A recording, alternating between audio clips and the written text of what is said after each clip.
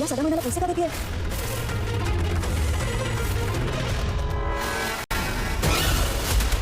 तुमचा आणि प्रियाचा काय संबंध आहे?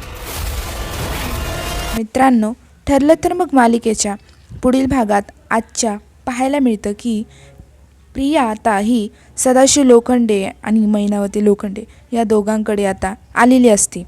तर मग तेव्हा ती बॅगेतून पैसे काढते, काही 500च्या नोटा काढते आणि ते पैसे मैनावती घेते आणि मग तेव्हा दोघेही खुश होतात. आणि मग आता सायली ही प्रियाचा पाठलाग करून तिथे आलेली असते आणि ती सगळा प्रकार हा बघते.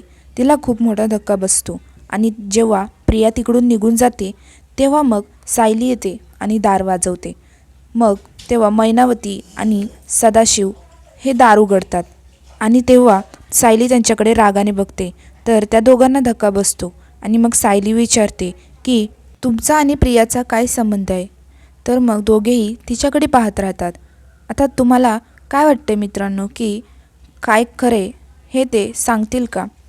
प्रिया ही त्यांची मुलगी आहे, हे दोघे सायलीला सांगतील का? हे जर तुम्हाला वाटत असेल तर कॉमेंट करून नक्कीच सांगा आणि उद्याच्या भागासाठी आमच्या चॅनलला नक्की सबस्क्राईब करा. धन्यवाद.